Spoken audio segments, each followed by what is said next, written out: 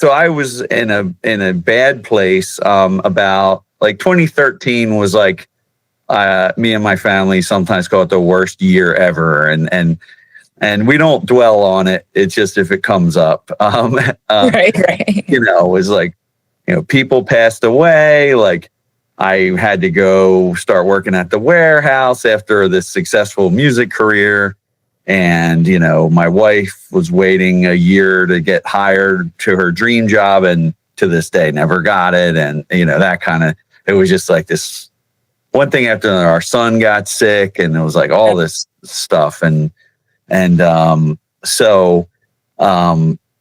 I was sort of in, at work, to be honest, I found ways of enjoying this loading trucks thing that I was learning how to do. And I had loaded band vehicles my whole life, but this was like tractor trailers. So, the heavy equipment ever. Yeah. Yeah. And I would say things to the other guys at work, like, hey, if we hate our job, like we're here more than we're home. So we're literally hating our lives. So let's try to enjoy this like as much as we can, And, yeah. And then eventually they put me in charge of the warehouse because I was way too positive, and they were like, "Oh, this guy motivates these guys." But it all started. I read like it really simple and whatever thing. It was just I was really unhappy, so I just started like Googling like how to be happy. Like so simple, but like that's all I had. And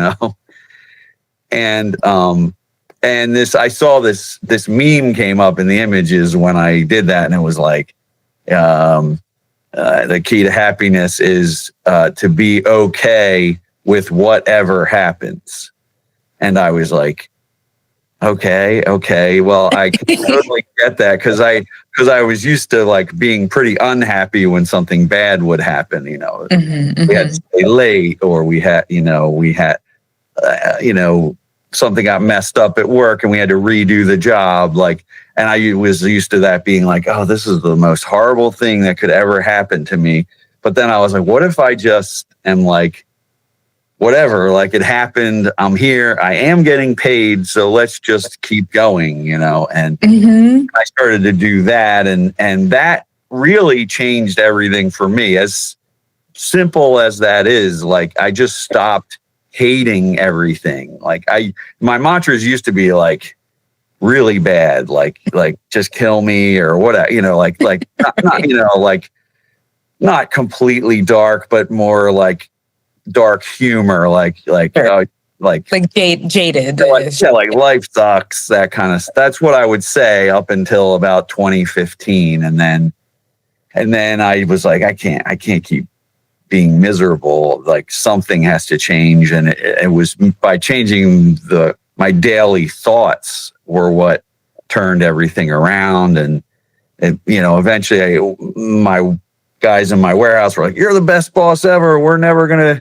be able to get another job because you're so fun," and whatever. And I'm like, we're still loading the same damn trucks, we're still taking the trash out of all the offices, and all that stuff. But like, I just wouldn't let it be a bum out anymore.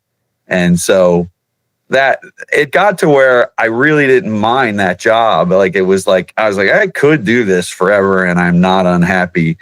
But then I went, I was asked to do a few musical things, come and show up at a couple emo nights that they were having in New York City. And then I was asked to talk at a music conference in Colombia.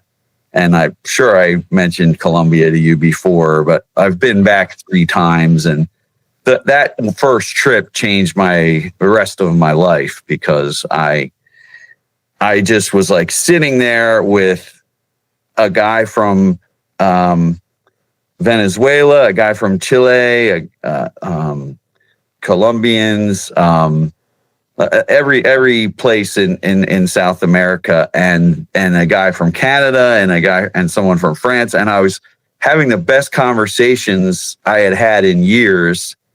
And I was like, how come I'm having more fun talking to these people than anyone I've had at work, who I love all my work people. But, and I was like, oh, these are music people. Like, this is my tribe, you know. And it hit me as soon as that hit me. And I was like, I was like, I have to quit my job as soon as I get home.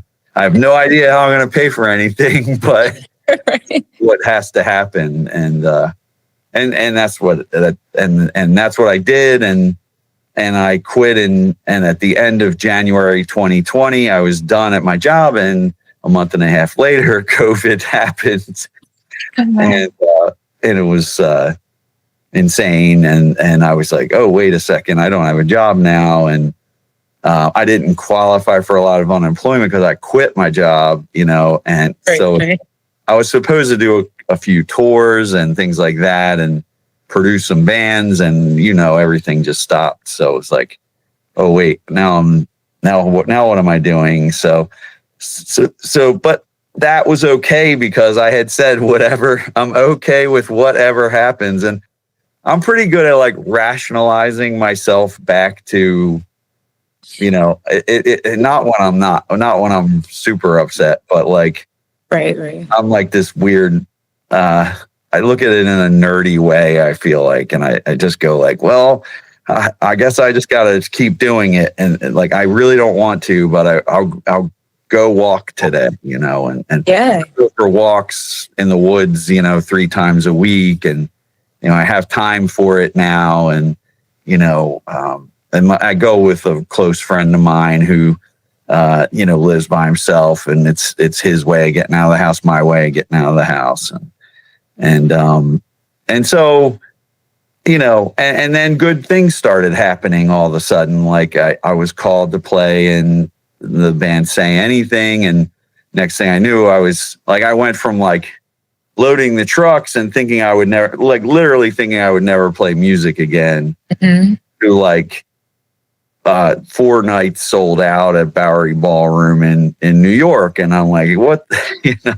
That's so awesome. Yeah, it was amazing. And so it's been like, still like, even with that, like the night before the first show, I had a panic attack and had to go lay down in my room while the whole band was here at my house, like, you know, and the crew, we were rehearsing in my studio. And I was like, guys, I can't see right now. And oh no. and I realized I was having a panic attack. But anyway, so it's not all, you know, happy all every day. It's not easy, you know, but like, you know, I was just freaking out because I hadn't played a show like that in so long. I was playing with my own band, The Color Fred, was opening for, and I was opening, and then I was also playing in the headliner.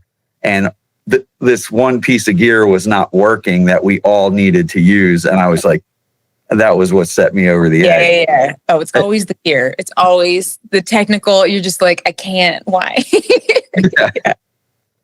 Yeah. So that was, and you know, and then I had to like, eventually, it was funny because we were rehearsing. We were sort of doing Zoom calls before, with the band, rehearsing for the shows, and that band, the singer's in charge, and the other guys are, you know, younger. Like, we're all just trying to learn all these songs. Like, you know, originally we had to learn like 60 songs, and we cut it down to 25, I think. But they were all freaking out, and I was like, guys, we can't freak out, and we can't be nervous, or like we can't have anxiety about this, because if this isn't fun, I'm not going to do it. I was like, the only reason I play music is because I love it. I didn't get to play music for like 8 years. If this is not fun, then these 4 shows will be my last shows, and that's it. So please, let's not freak out over this. And you know, that they were freaking out because they thought we had to learn. At that point, it was 40 songs, and then I said, no, we're not doing that, because I'll just quit. Like, we're going to start with 20. And when we get to that, we can feel like, okay, now we can at least play a show, and then we'll go from there. And so, and ever since then, the band has been really just a fun thing. And we've been on tour the last 3 years, and we're all in a bus together, camping and just, having a blast. And so that's what I try to do with everything. Even if like that band, I'm not the boss, but I was still like, sorry, I'm You're like, I gotta. I'm making this fun or else, So, I like that threat. This is going to be fun or else. Yeah. I love that so much. Are there things, I'm just curious, because like I definitely, like we're talking about like mindset and keeping it at the forefront of your mind. Do you listen to certain things or read certain things that help you stay in that mindset? Yes. Yeah, I went through a lot of different phases. A lot of my early how to be happy. I also became obsessed with like the whole alien subject. Yes. And currently doing my own revisit right now. Yes. Yeah. So I got so deep into that I, like, everyone knows Tom DeLonge from Blink-182 is like the alien guy. And I'm like, I'm so deep into this, I could tell you why I disagree with Tom, like why he's wrong about certain things, and he's like talking to the CIA or something at the moment. And I'm like, no, he still doesn't get it. Like, but he's one of my long ago friends that, so I was sort of into that. And then it went to, the other dimensions and the idea of the higher self and watch a lot of people's near-death experiences and realize how many of them are similar, and then start to learn, about why certain ones are different, because it's sort of a reflection of you. And so, though, and I've always gone at it like with the aliens. I'm like, all right, if it, just so no one thinks I'm insane, because that's like the whole reason that you can't believe in it, because you'll be crazy. My thing was always like, all right, if I find out tomorrow that it's all not true, then I'm not going to cry about it.